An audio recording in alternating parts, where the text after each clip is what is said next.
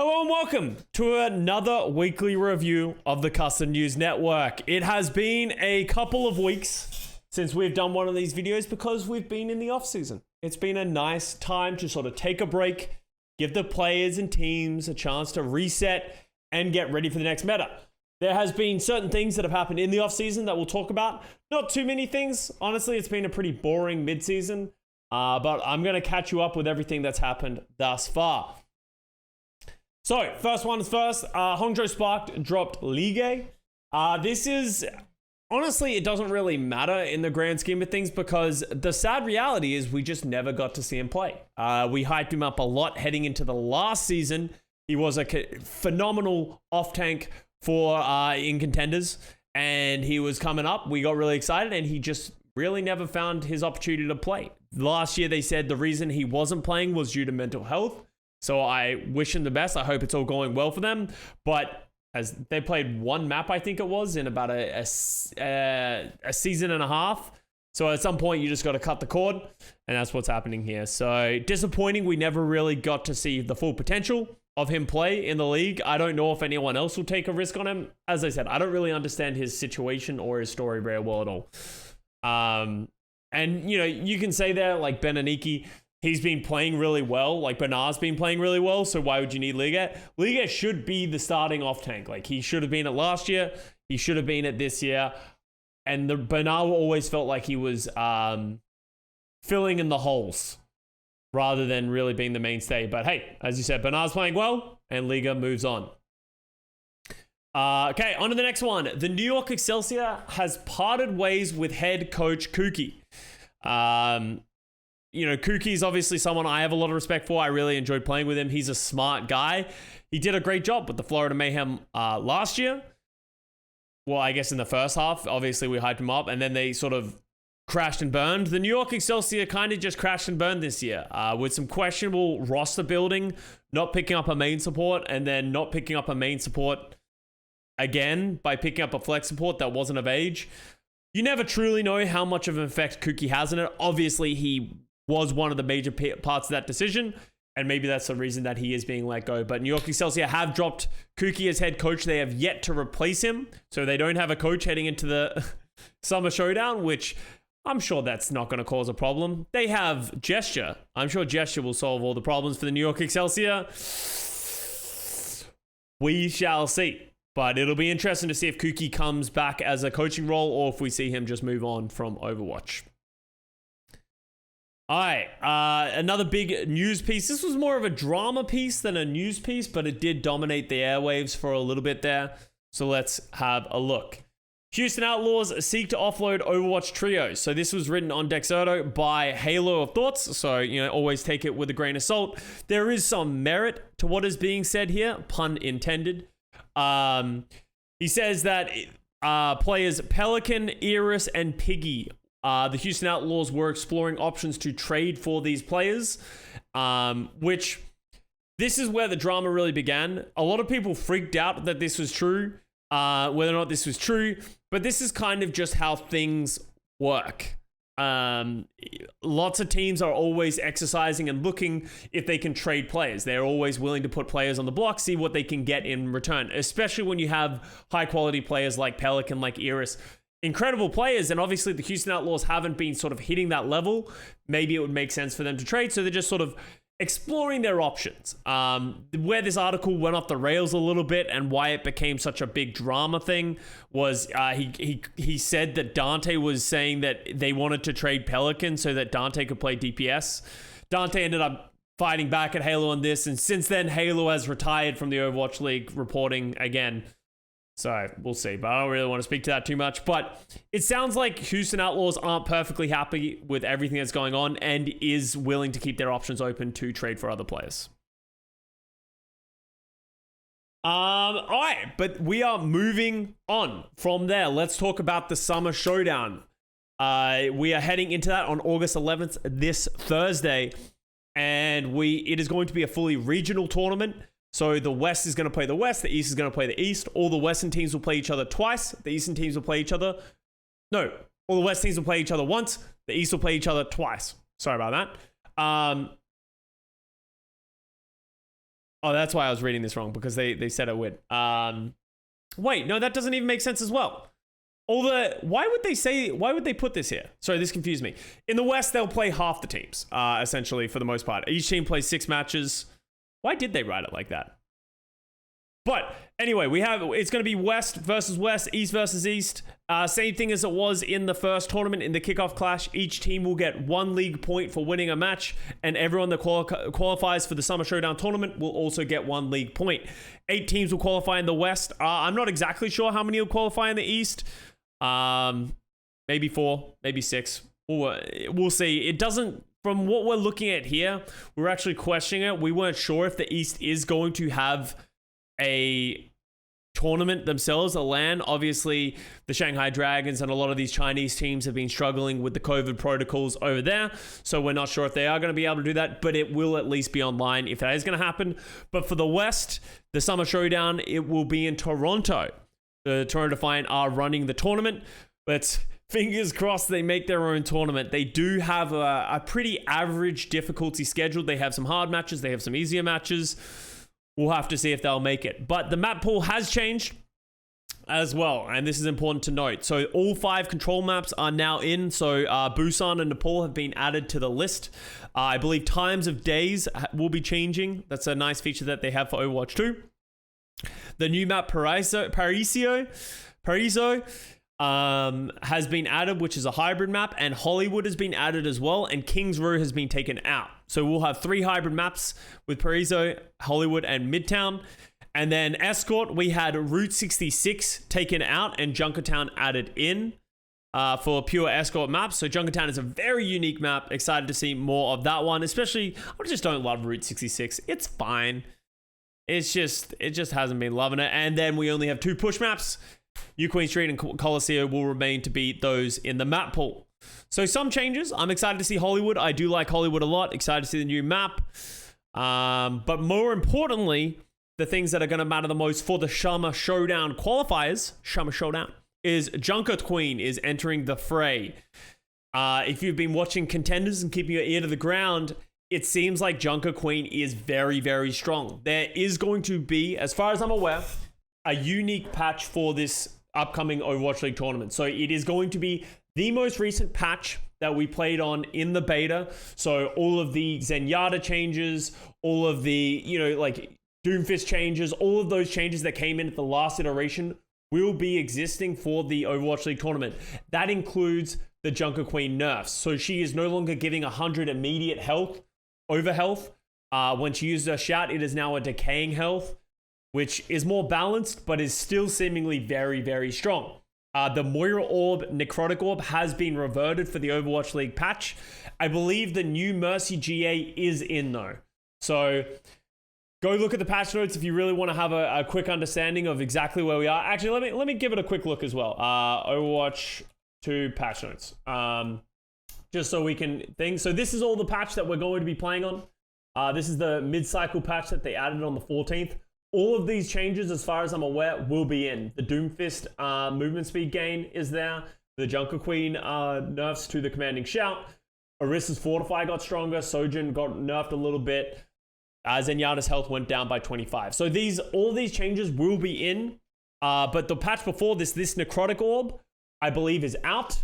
Everything to do with that, and she's going back to what she once was with her purple orb and yellow orb. And then I believe this Guardian Angel change is staying in, the one that gives you freedom of movement backwards and forwards, but it is not the old GA. So I think it's a pretty good patch to be playing on. I think it should answer a lot of the questions of how good's Junker Queen and all that kind of stuff. My sources and other people's sources that we've been talking about have seen that it is probably likely going to be a lot of Junker Queen. There will be maps like when you think of your Dorado or Gibraltar's where they're Junker Queen with no ability to get high ground. The team can't really control the map.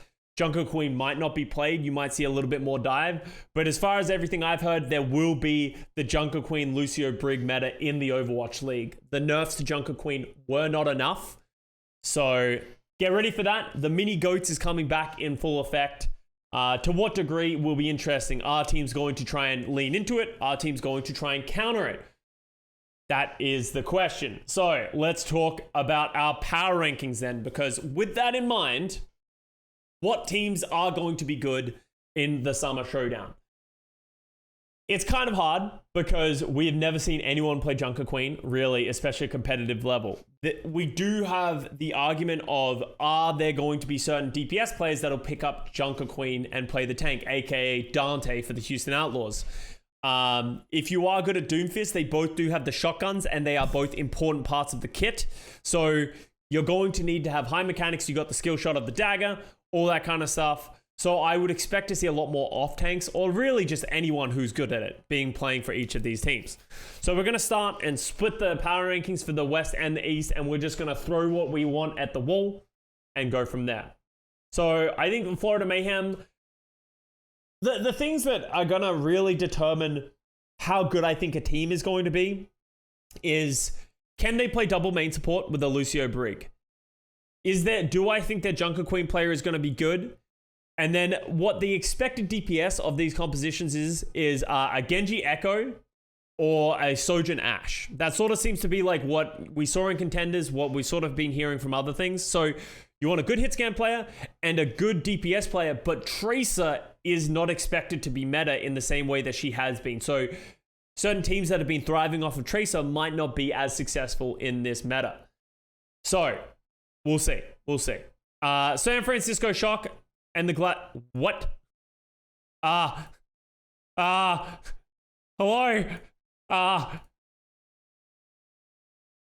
Okay. Already broke it. So I think Gladiators go to number 1. Gladiators have Reiner, who has shown an ability to be very, very flexible. Great player, good communication. They have Funny Astro on Lucio. They got skewed on Brig. Patty Pan's been playing well on the Sojourn. If they need to play Ash, they can play Arns, is one of his best heroes. And then they have Kevster, who can play the Genji Echo, can just play anything. Gladiators are going to be nuts. It should be very, very good. Quickly behind them will be the San Francisco Shock. They have so many options for this. Same way, you got Proper, Sam, and Kilo. That should give them the ability to play all the DPS that is required. We got Kaluj and Mikey. I'm sure one of them will be a very strong Junker Queen player. Then their backline, Violet, Finn is interesting with how they're going to do this. Like, I don't think we've seen Finn Brig. We know the Violet Lucio exists, but it's not the best thing for them. So it'll be interesting to see how the Shock deal with this, a double main support meta where they only play one flex support. So I'm actually going to put a tier break there. Unless, do you guys think Atlanta Reign should be in this tier? Speedily is coming of age, which will allow him to play like the Genji Echo. They have Kai on the hit scan. Funny Astro UV. I trust UV to be able to play the Brig. OG's very good Lucy. I'm going to put them there. You guys say no? I'm going to say yes. I actually think they're probably going to drop a couple of matches in the regular season just because that's what they love to do. But I think this is actually going to be a very good team. I think Hawk is going to be really good at the Junker Queen. He's a mechanically skilled player. He's a smart player. He's one of the grinders. Like he's a player that I trust to put the work and the time in on Junker Queen. I actually think Atlanta Reign is going to be there. I don't see them beating the Gladiators of the Shock, but I don't think they don't deserve to be in this lower tier. I don't think that's going to be good for them. So let's talk about some of these other teams then. Houston Outlaws, I think, need to go up here. I think Houston Outlaws will be good. They have so many options with, surely Piggy can be good at Junker Queen. If not, I think there's a potential that they'll put Dante on it. Probably not though. I think the Pelican merit is really the big thing for me. I think Pelican can play the Echo Genji. Those are two of his favorite heroes to play. Tracer is one of his weaker heroes, so if Tracer is not going to be in the meta, that is a boon for the Outlaws. Merritt has already shown he was one of statistically the best Sojourns that we had in the league. Where they fall short a little bit is the double main support. Lastro Lucio has actually been somewhat impressive. I actually have liked Lastro's Lucio compared to some of the other flex supports playing it. And then Iris on the Brig, I don't know. I've never seen him play it. I think there's going to be a lot of flex supports that we've never seen play Brig have to play Brig and hopefully not have to play Lucio. So we'll see. We'll see. Houston Outlaws, this is like... I could see the Outlaws somehow struggling and coming out with something really weird and sort of playing themselves. Florida Mayhem. I believe in them. I can't tell you why. I can't tell you how. But for some reason, I just believe in them in this meta. Am I crazy, chat?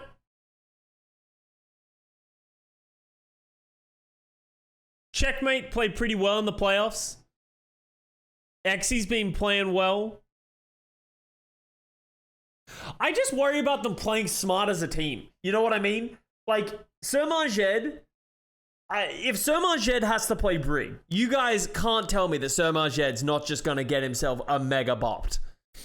Like, Sermaged's going to have the most final blows as a Brig player, but also the most deaths once again. He's just going to go balls deep every time, unless they just play Rupel, right? So it'd be like Animo, Lucio, Rupel, Brig. But I feel like they look better when they play with Sermaged. Even though he dies a lot, he does offer a lot. Yeah, because we were talking about it before we made this video. We were like, the Brig... I think the two most important characters of this meta is going to be the Brig and the Junker Queen. Because... those are most likely the targets that are going to die with the most impact. If your Junker Queen dies early, you're just fucked. Like, she is your frontline, she is your damage, she is going to be the one running you in. She needs to be the threat. Your Brig is all the healing. Lucio gives you speed, but Lucio doesn't do that much healing unless you can amp heal. So Brig is going to need to stay alive a lot. So I'm kind of curious to see what Florida Mayhem is going to be.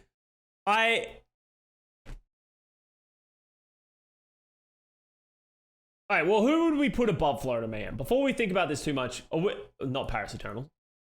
Dallas Fuel. When do we have to start looking at Dallas Fuel seriously? Is the question, right? Like, when does Dallas Fuel fall down the rankings? Because Dallas has been getting a pass because of how good they were last year. They were incredible last year, but they have not shown that really, other than Hanbin Zaya, Edison Reaper. We have not seen it. They're not trash here. They're not bottom tier. They're absolutely not bottom tier. But, like, should we put Florida above Dallas at this point? So, like, what is Dallas going to play? We can see Sparkle Genji, Edison Agurio hit scan. Just fine, because Sparkle's Genji has not lived up to the hype it has in the past. He's had his moments, but, like, we used to consider him pretty dominantly one of the top 2 best Genjis in the league, but I don't think he's put on those performances this year. Then we'd probably have Hanbin on the Junker Queen, maybe Fearless, and then we got Chio Lucio. I do like Chio Lucio. Fielder Brig. Sparkle's a great echo also.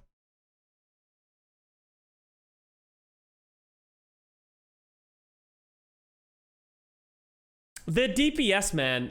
I think it's the DPS that I struggle with. You know what I mean? Nothing about the Dallas Fuel DPS has given me that hope or that trust that they're going to be able to go crazy. Because as much as I said, it's important for your Junker Queen and Brig to be good, your DPS still need to be the ones to punish.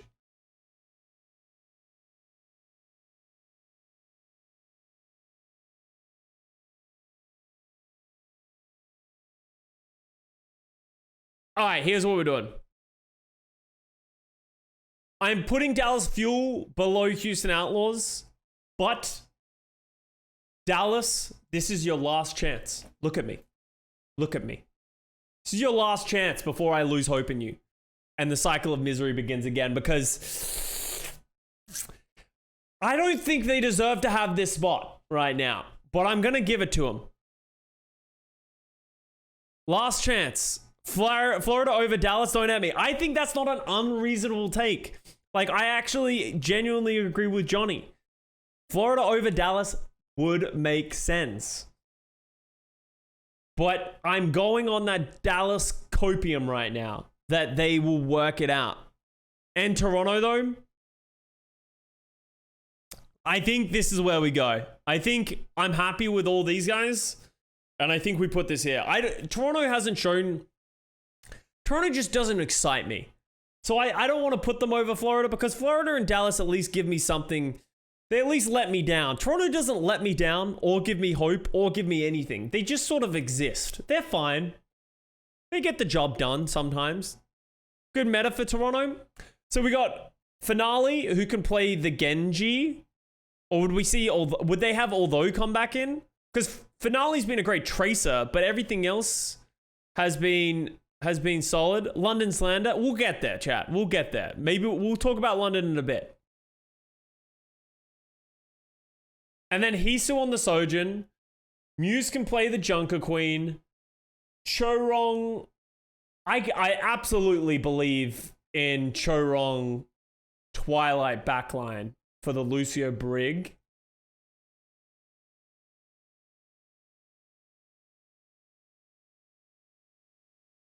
So I can believe in them. I can see it. I can see Toronto being good. But something about Florida Mayhem, it just tickles my jimmies a little bit more and just makes me want to believe them. I'm going to put Florida above Toronto for now.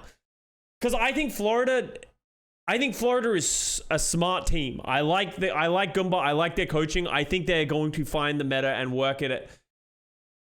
They're going to work it out. Tickled what? I think Florida will have a good start at the beginning of the stage, but I think I could see them falling off as teams catch up. All right, so let's talk about the London Spitfire because that needs to be the team that we're going to talk about here. So London Spitfire obviously had a disappointing end to the mid-season tournament, even though they had a really good performance. But here's my problem with the London Spitfire. I don't think they're going to be good in this meta. I think if there is no way I can see this team being good in a Junker Queen meta with the Lucio Brig stuff.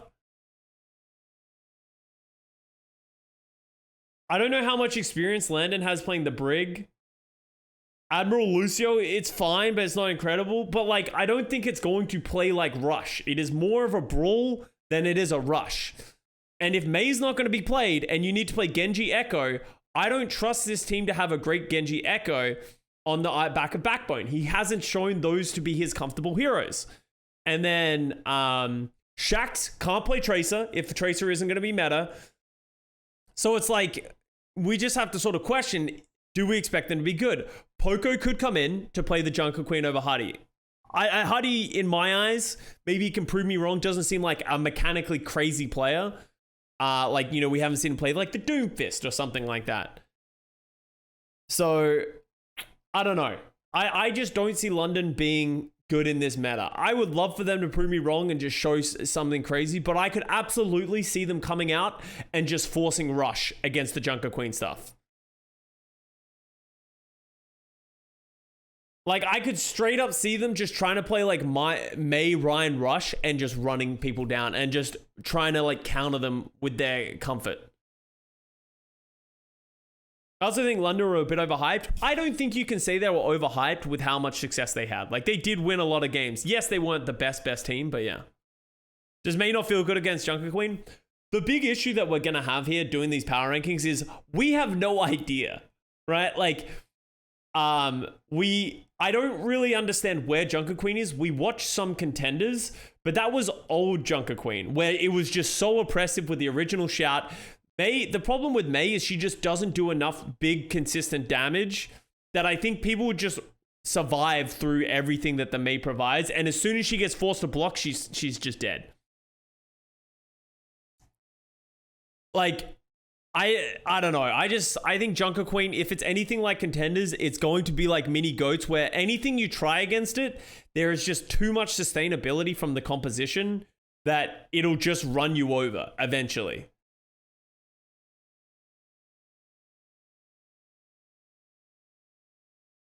But I'll put London in the top tier. I think they have earned the right to be in this tier, but I do not trust them in this meta. And I think we could see them fall down a tier break as the tournament goes on. So let's talk about the bottom tier. Let's start from the bottom so I really know where to put the Washington Justice. Because I think New York Excelsior needs to be at the bottom, right? Can we all agree that New York Excelsior is in the bottom? They don't have a head coach. They don't have a single main support.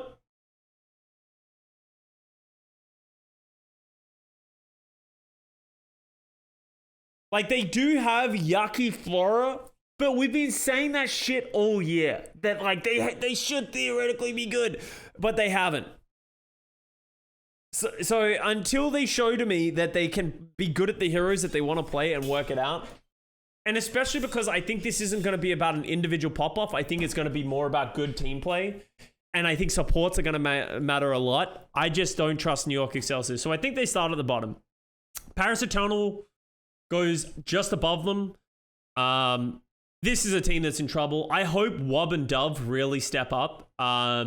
I think one of the big problems that they were having in the last meta was they didn't have a good Tracer player, or they just, that's neither of their strengths. So I think if they can get Wob to play like the Genji Echo, Dove to be on the hit scan, it could do well. And I could see them feeling way more comfortable than they've shown. So I could see this team improving a lot.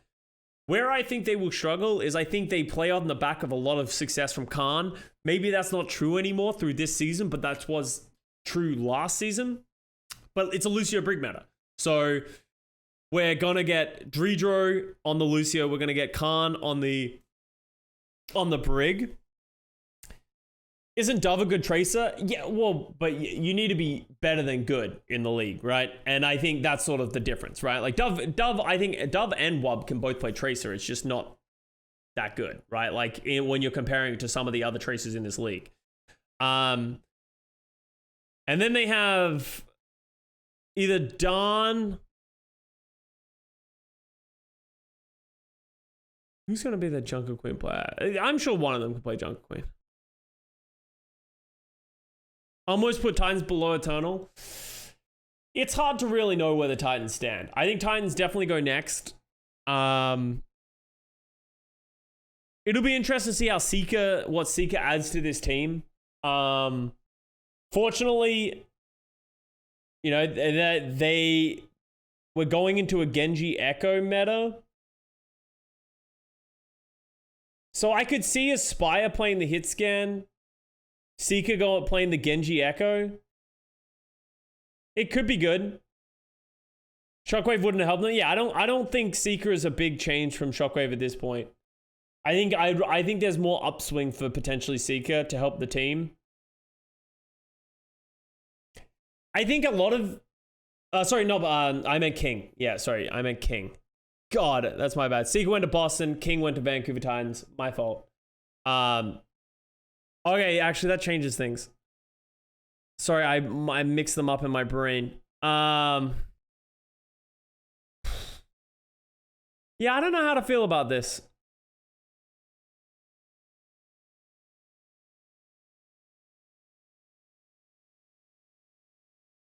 It's too hard to know. Like, is False, who's gonna play are they gonna try and maybe put Mirror on the Junker Queen, or is False gonna play the Junker Queen? And then we got their backline, which is like, I don't know. I don't really know how to feel about Vancouver Titans. I'm just going to leave them here. Uprising over Justice. Uprising had close games against Outlaws and Mayhem. Doesn't matter. Literally anything that happened in the last tournament does not matter anymore because this meta is about to be incredibly different. You can look at the strength of the players and obviously, you know, how they've been playing as a team. But if we're like, I don't want to talk about the matches that they just recently won. Like, as a overall.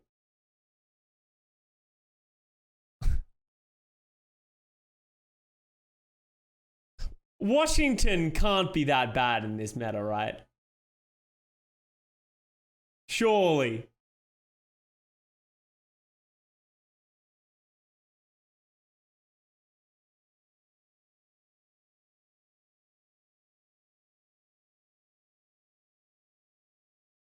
Justice, you're going down just because I don't trust you. I'm not giving them hope. Nah, Boston goes up to the top of the tier break.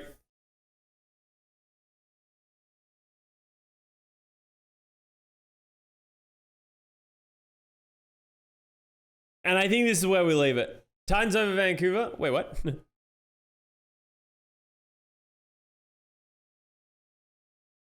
The Punker Queen. Yeah, I think Boston could definitely be good in this moment. I could see Boston being good in this meta. But yeah, Boston haven't really been able to string it together yet. So I'm happy with where we have the West. Let's talk about the East then. Let's talk about the East. Thank you very much for money. Guangzhou chart. Okay. Chat, hear me out. Hear me out. The Charge are going to be good off the bat because they have more experience playing this meta than anyone else.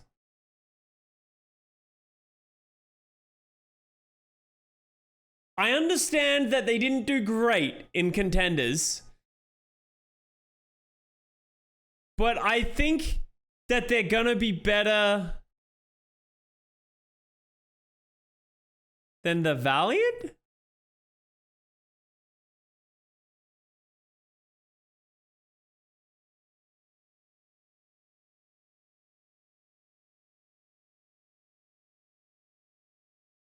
Who the fuck's on the Guangzhou Charge these days? I'm trying to remember who's there and who's not anymore. So they got Yveltal, Jimmy, and Aprita. Xerneas is the new name. So they have these three players who have just been playing in this meta. And they have Faraway still on the team, who we know is a good player. Krong, Choicer one. God damn, dude.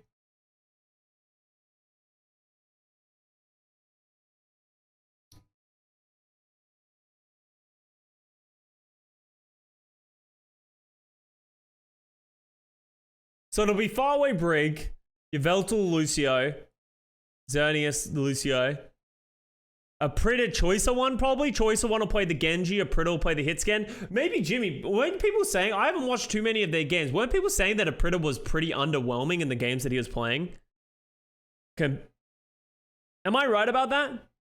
Jimmy's been fucking? Yeah, I've heard Jimmy's been playing pretty well and that Aprita hasn't really been living up to the hype.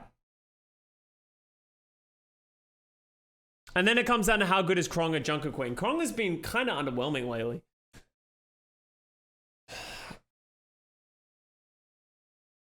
But then we go to the Valiant, right? And it's like...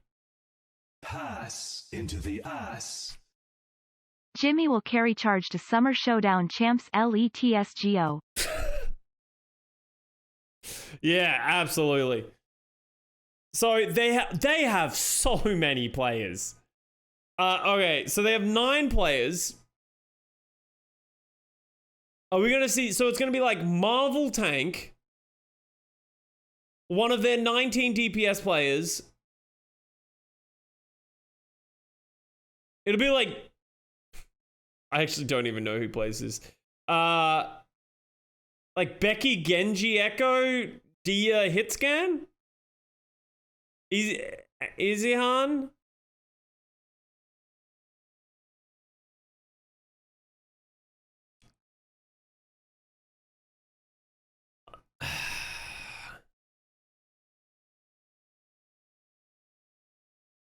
Innovation Izhan. They haven't been playing as much Innovation as I thought they would. They've been playing more Izihan, Dia. And I've actually been enjoying watching Becky play. What does Hager play? Sombra. He's literally a Sombra player.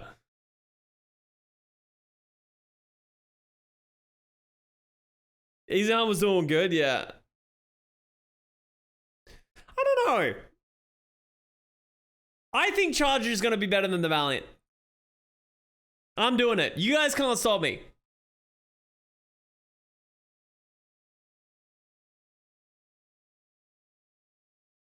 Alright, so then we go...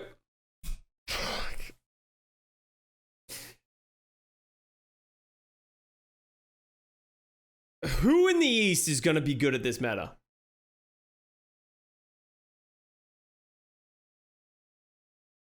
Dragons below Hunters? Why do you guys want to put Dragons below Hunters? What has the Hunters done to make you believe in them?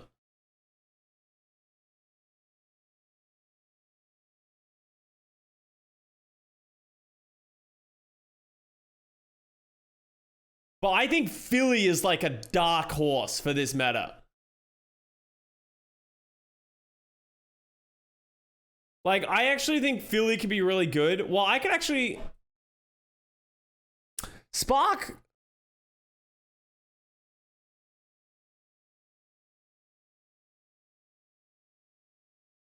Alright, hear me out, chat. What do we think?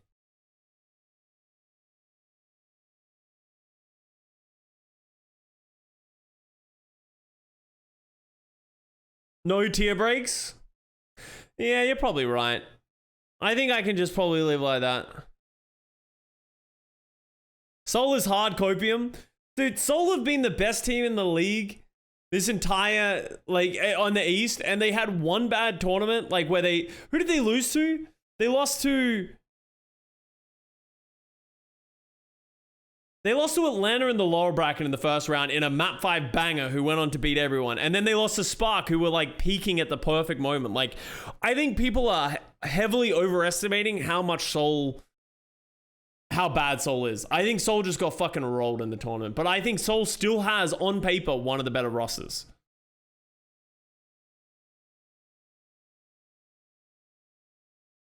And I trust the Seoul Dynasty coaching staff and team way more than the Spark not to shit the bed. Like, you guys can't tell me that Spark were good as a whole. Like, they obviously, their backline stepped up a little bit. You know, Gushway had his moments, Bernard was playing well, like, all that good shit. But it literally was on the back of individual brilliance by Shy. Alpha Yi had his moments as well, right? But it is literally just Shy be fucking. And if we are not going into a hit scam be fucking meta, I don't think. Alpha Yi fucked hard. Alpha Yi had his moments, but he did not fuck that hard. It was more Shy.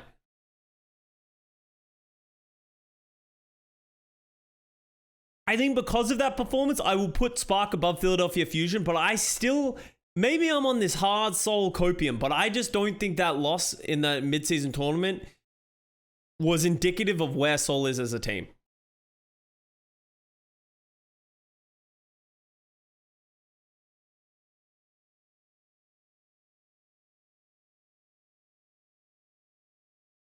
And then I agree that I think I have to put Shanghai Dragons over Chengdu.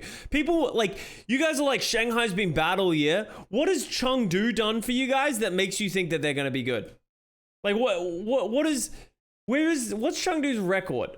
Because I don't think it's good, right?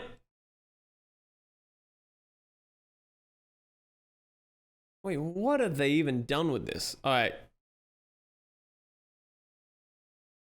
5-7. You guys can say Shanghai Dragons are bad. Shanghai Dragons are 9-3 compared to 5-7. There's no way you can put Chengdu above Shanghai. I think this is going to be a better tournament for them. Like, I think with not having to play Tracer, you can put Leave on the, like, Sojin or Ash. You can put Jinmu on the Genji. Surely they can work it out. But yeah. Jinmu and Farah, I don't think Farah is going to be a good solution to the problem. Maybe I'm wrong. Maybe it will work. But if you guys want to die on the Farah hill, like, Farah was nerfed, as people said, because there was a bug to Farah. I believe that'll probably be fixed for the Overwatch League season.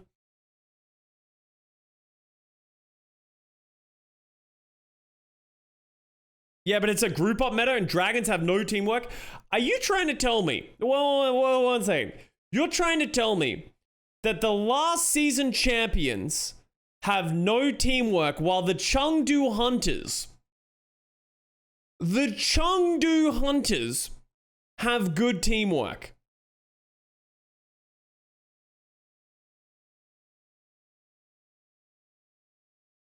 It's not even a hard take, that's just wrong. Yeah, like, yeah, Shanghai Dragons have been looking way weaker than they have in the past. Yes, they do not look as coordinated. They seem to struggle without their two tanks in. But you cannot tell me that the Chengdu Hunters are the team that's going to come together. Coach Moon is telling us that? Yeah, but yeah, that's not factually incorrect that the Shanghai Dragons have lacked teamwork and coordination. But lacked teamwork and coordination in relation to the Chengdu Hunters? I don't know. Shanghai has taken their spot in their top four heroes of death in the Eastern region. I think I'm going to leave it like this. No more tier breaks just because the East doesn't make any sense. For all we know, everything that I put here, maybe Valiant's the best team in the East.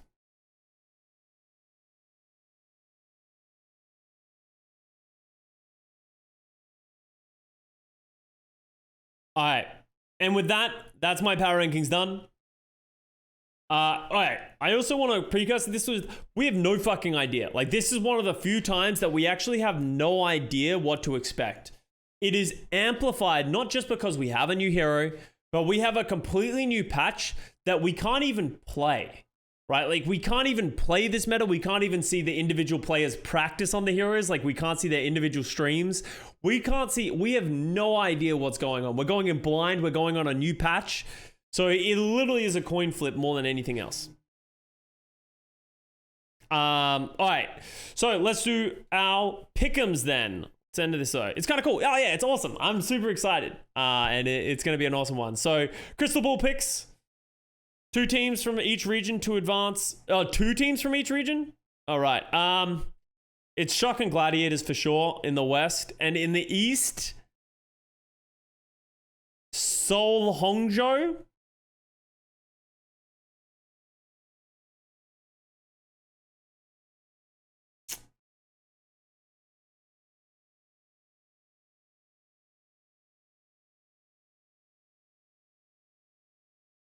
A part of me really wants to put Philly instead of Spark. Because Spark have not been good in a rush meta ever. Dragons over Spark? Nah. Dragons have just been looking too unimpressive. I think I'm going Seoul Philly. I think that's where I'm going to do it. All right, let's do the first week of the matches. Wait, why can't I change anything? I'm not logged in.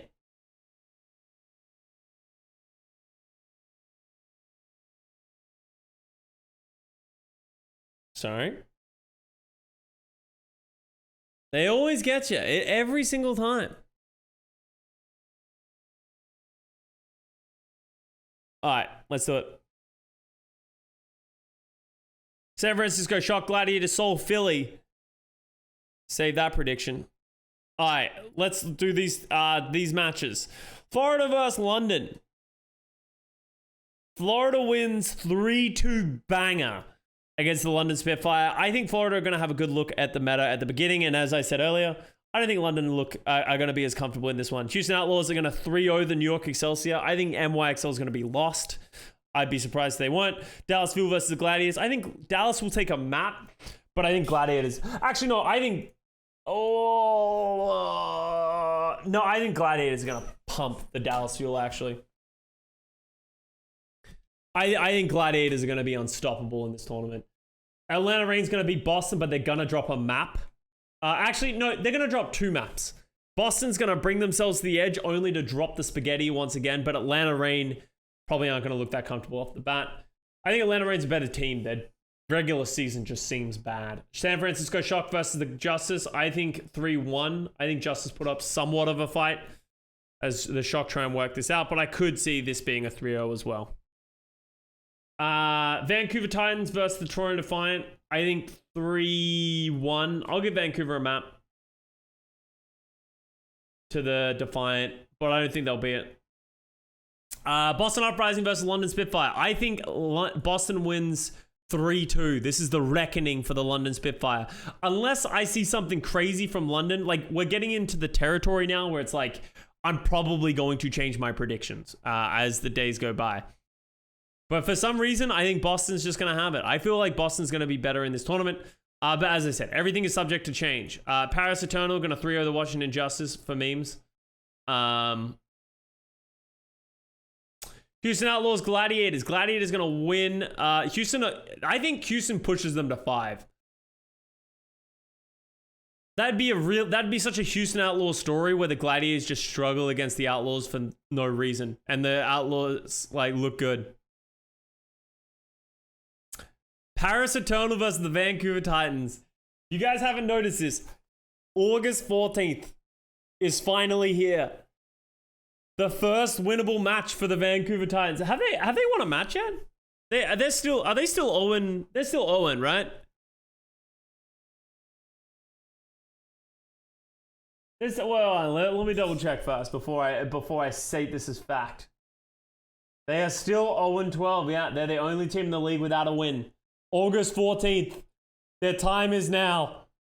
3-2 giga banger toilet bowl. San Francisco Shock taking on the Florida Mayhem 3-1 to the Shock. Dallas is going to 3-1 New York Excelsior.